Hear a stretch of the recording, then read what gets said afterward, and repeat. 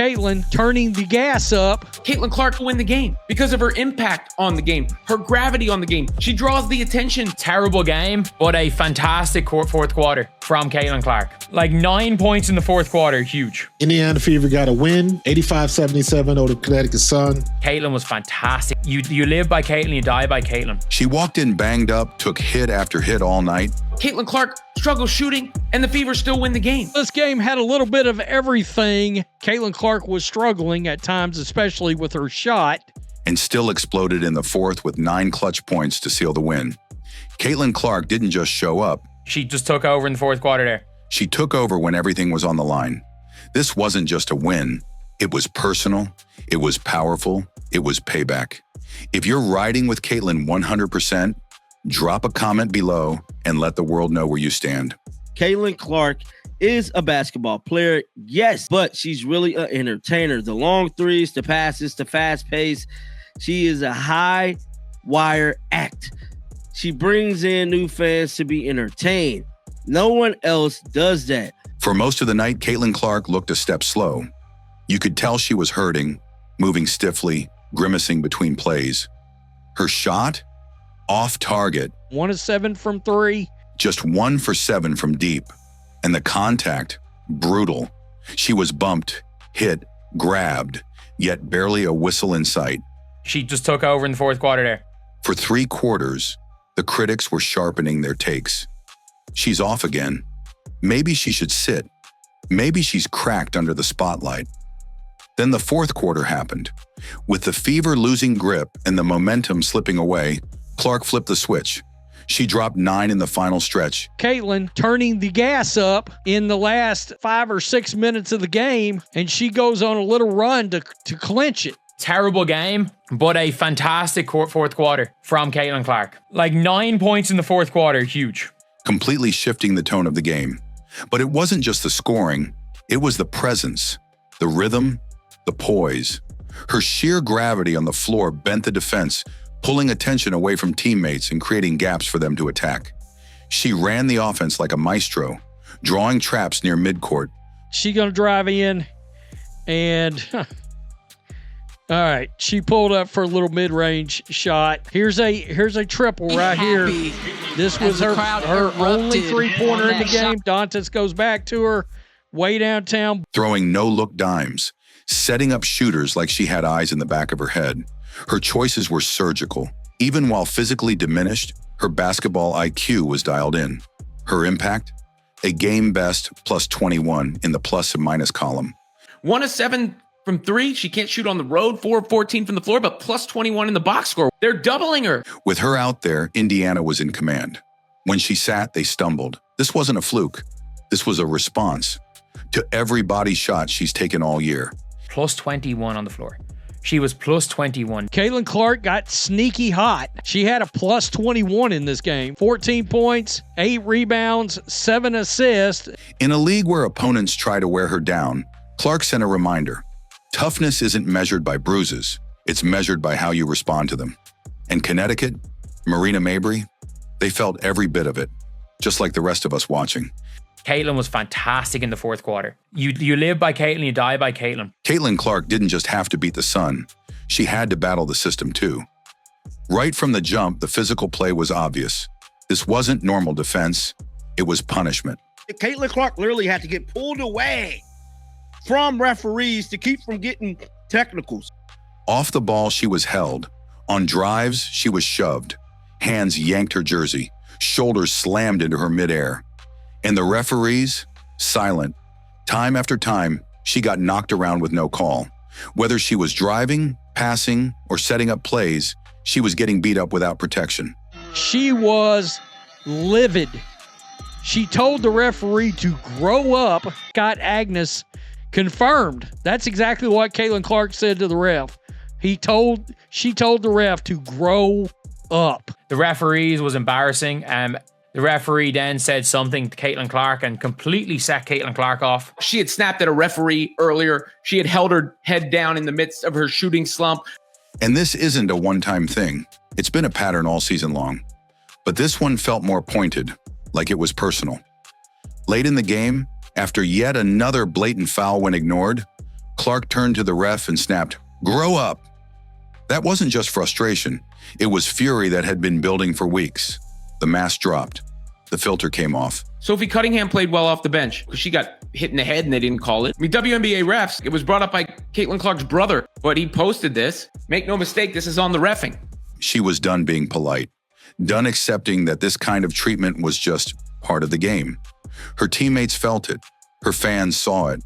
Even her brother went online and blasted the officiating, calling it unacceptable. And he wasn't alone, because this wasn't just about Caitlin. Tina Charles, I don't know how she got away with, again, punching Aaliyah Boston in the face. Aaliyah Boston took a punch to the face. Sophie Cunningham got elbowed and shoved off the floor. Still no whistle. Tina Charles sent Aaliyah Boston to the ground, kind of squared up. It eventually is going to boil over. Every Fever starter absorbed heavy contact with no accountability from the officials. But Clark? Tina Charles, I don't know how she got away with, again, punching Aaliyah Boston in the face. She always seems to get it the worst. She's not treated like the star she is. She's treated like someone the league wants to humble. And through it all, she never begged for a call. She didn't flop. She didn't fold. And Tina Charles sent Aaliyah Boston to the ground, kind of squared up. It eventually is going to boil over. Even with odd rotation patterns pulling her in and out, even while clearly in pain, she stayed locked in. When the hits came, she answered with execution. When the refs stayed quiet, her game got louder. She's never going to get a rhythm. If she keeps getting nonsensically benched, she's unhappy. Because Caitlin Clark isn't just battling defenders. She's challenging an entire league that hasn't figured out how to handle a player who breaks every mold. That's the bigger picture here. She's not just a talented rookie. She's a full-blown movement. She's pulling in fans, media, and money the league hasn't seen in years. But instead of building around that momentum, the system seems more interested in knocking her down. This game had a little bit of everything. Caitlin Clark was struggling at times, especially with her shot. She just took over in the fourth quarter there. Caitlin Clark struggles shooting, and the Fever still win the game. No whistles, no respect. And when she finally reacts, they call her emotional. But this game proves something bigger. No matter how hard they hit, how many fouls go ignored, or how lopsided the treatment feels, y'all keep talking about physicality. This is not a basketball league. This is a prison being ran on a basketball court. Caitlin Clark keeps rising. She turns pain into poise, disrespect into dominance. And if the league keeps trying to wear her down, they'd better be ready, because she's hitting back harder. Hacking Clark so much, she almost caught a tech. They were hacking Clark so much, Stephanie White almost caught a tech. Caitlin Clark didn't just notch another win. She reshaped the entire WNBA conversation again. This wasn't just about beating the Connecticut Sun or outshining Marina Mabrey. She draws the attention way beyond the three-point line, which sets up her teammates. This was a clear message sent to the league, the media, and anyone still doubting her. You can't sideline her, and you can't control the impact she brings. Because when Clark hits the floor, the game shifts for her team and for the entire sport. Okay, on a minutes restriction. She doesn't like being on a minutes restriction. Clearly, she's just hurt. Let's look at the box score. She finished with 14 points, 8 rebounds, and 7 assists, while clearly battling injury, taking constant hits, and navigating weird substitution patterns that broke her rhythm. And yet, her plus 21, plus or minus, told the real story. Was Kelsey Mitchell, 8 of 13, Natasha Howard, 8 of 11, and Sophie Cunningham, 4 of 6, that saved this Fever team tonight. She was the game's anchor. When she was out there, Indiana looked elite. When she sat, the wheels came off. She didn't need to score 30 to dominate. She controlled the court. Every time she touched the ball, defenses were thrown into chaos. Her deep shooting threat forced defenders to stretch the floor 30 feet out.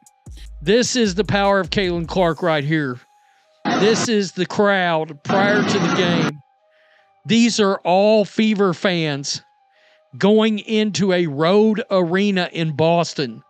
Look at that. Look at all the Fever, red, Fever, red. I mean, look, little Caitlin Clark fans right here. That is Caitlin Clark's draw and her power for the league. Her constant movement off ball created mismatches and drew double teams, giving teammates like Kelsey Mitchell and Natasha Howard open shots they wouldn't see without her presence. These weren't flashy highlight passes. They were advanced reads only a true floor general makes. She has this meeting. She's going to have this meeting with the owners. You are the last hope for no lockout. And with her being injured, again, the leverage is just gone. That's what sets her apart. She's not just a player. She's an entire offensive system. And that's why this night wasn't just about revenge. It was about rewriting the structure. She's not out to prove individuals wrong. She's been through a lot this year. Pain is, moved around, obviously the quad to the groin. And then there's that level of responsibility that she feels. She's exposing a league model that can't operate the same way now that she's in the picture. And make no mistake, the league feels it. The visibility Clark brings is on another level. This wasn't just a road game. It was a Caitlin Clark event. Opposing arenas are now packed with Fever fans, young girls wearing her jersey, and crowd eruptions every time she touches the ball. Caitlin was fantastic. You live by Caitlin, you die by Caitlin. Caitlin Clark will win the game because of her impact on the game, her gravity on the game. She draws the attention. She's playing, the adrenaline's going, she's moving around like she wants to move. This isn't random hype, it's a movement. She's giving people a reason to care about the WNBA in a way it's never seen before, which is exactly why the pressure she faces is so intense. She's not just expected to perform, she's expected to carry a league. Her influence extends beyond the court and into boardrooms, broadcast negotiations, union talks, and player rights discussions. Her name is being floated in conversations about revenue shares and league reforms. She's not just the face of the league, she's beginning to shape it from within. And yet, the treatment hasn't caught up. The league lets her take brutal hits with no calls. They allow opposing players to send messages with cheap fouls. They say they want to build something special, but their most important asset is treated like an outsider, like she still has to prove herself. But here's the truth, she already has. Caitlin Clark is a basketball player, yes, but she's really an entertainer. The long threes, the passes, the fast pace. She is a high wire act. She brings in new fans to be entertained. No one else does that. Clark isn't just exceeding expectations. She's raising the level of everyone around her. Teammates are thriving. National coverage is growing. Road games feel like home games. And the numbers don't lie. TV ratings are up, merchandise is flying off shelves, and the Indiana Fever have gone from league afterthought to must-watch entertainment. This game, it was just another chapter. Mabrey and the Sun were simply in the way. Now they're a footnote in the highlight reel. Because Caitlin Clark doesn't just win games, she shifts culture. Every foul ignored, every moment she's benched, every question about her toughness only adds fuel. And if this is what she does while playing hurt, with no whistle support and under relentless pressure, just imagine what happens when she's fully healthy and unleashed. She doesn't just belong in this league, she's rewriting what it means to run it. Doesn't matter how minor this injury is, because she has 100% now gone and hurt herself. When the final buzzer echoed and the Fever sealed the win, the real eruption didn't happen on the court. It happened online. Social media ignited within seconds. Caitlin Clark's health and the coaching of this team is the two biggest takeaways. She knows the responsibility that she bears because she is more important for her league than any single individual athlete is for theirs. This is on the refs, Caitlin Clark's brother posted, and he wasn't just venting. He was echoing what millions had just watched. Clips spread instantly. Clark wincing in pain, clutching her groin, collapsing after a drive. You could see it all on her face. The pain, the fatigue, the weight of what she's been carrying every game. And fans weren't just reacting, they were rallying. She had just led her team to a gutsy win. She outscored Connecticut in crunch time. She laid everything on the floor and might have aggravated another injury in the process. She's grabbing that groin. She's grabbing the groin area. She was on the bench, her head wrapped in a towel. She's crying. She's in pain. Her absence from the upcoming All-Star game? That's not random. She's after hurting her other groin. That's the result of weeks of abuse, ignored fouls, and a league slow to protect its own star. Maybe she's just crying because she knows she's out for 2 weeks and missing the All-Star game. One game transcript captured it perfectly. She's grabbed full court, shoved, hand checked nonstop, and nothing gets called. I can't see her playing tomorrow. I cannot imagine her doing the three-point contest or being in the All-Star game now. Another voice said it even more bluntly. They're trying to break this woman for being exceptional. And this isn't exaggeration. It's what people are watching unfold. The video evidence is everywhere. Tina Charles swinging on Aaliyah Boston with zero penalty. Marina Mabrey slamming into Clark like it's football. Sophie Cunningham catching an elbow to the skull. And through it all, the silence from the referees is deafening. The league promotes growth and inclusion, but their biggest draw is getting physically punished with no accountability, and the world is finally noticing. Even respected insiders are asking hard questions. How are we going to ask for bigger TV deals if Caitlyn's injured and the fans leave with her? Indiana Fever got a win. Terrible game, but a fantastic fourth quarter from Caitlin Clark. 85-77 over the Connecticut Sun. Like 9 points in the fourth quarter, huge. Every genre of sport knows she's one of the most popular. Caitlin turning the gas up. That's not drama. That's the business reality. She's the spark. She's the reason seats are filled, jerseys are selling, and ratings are through the roof. They're discombobulated. This offense that White is running is not working. Yet somehow, despite that, she's being subbed out without rhythm, forced to play cold, pulled just when she's heating up, and then criticized for being off her game. If you have a muscle injury, that's the worst thing that you can do. Even opposing broadcasters have pointed it out. Her mechanics are off because she's dealing with multiple injuries in both legs. That doesn't just happen. That's a failure in how she's being managed. It's not just Caitlin Clark's health that's in danger. It's the league's credibility. Because here's the hard truth. Her long-range shot has been way, way off. What happens when the most valuable player to hit the WNBA in decades is treated more like a problem than a priority? That's why this revenge game goes beyond buckets. It's not just about scoring on Mabrey or shutting down Connecticut. There's something seriously wrong with Caitlin Clark's running mechanics. She has injured her right and her left groin. She has injured both groins now, and she has injured her right and her left quad. The strength and conditioning team that she has had that has bulked her up. It's about forcing a reckoning. It's about making the league confront its mistakes, about calling out a system that's failed to protect the very player who's helping save it. So yes, Caitlin Clark got her revenge on the court, but now she's demanding change off of it from everyone in power. This is her fourth upper leg injury. Caitlin Clark has injured both groins and she's injured both quads. Caitlin Clark didn't go looking for revenge. She earned it. Through pain, through body blows, through the silence of officials and the weight of a league that still doesn't know how to handle her, she stayed locked in. And when the moment came, she didn't just rise, she delivered. Not just points, not just assists, but a message so loud it echoed across every WNBA arena. She was in tears, on the bench. The All-Star weekend's in Indianapolis. It's a big weekend for all the fans. All of those fans have come in from everywhere to watch Caitlin Clark play. Stephanie, Amber, and Kelly have mismanaged.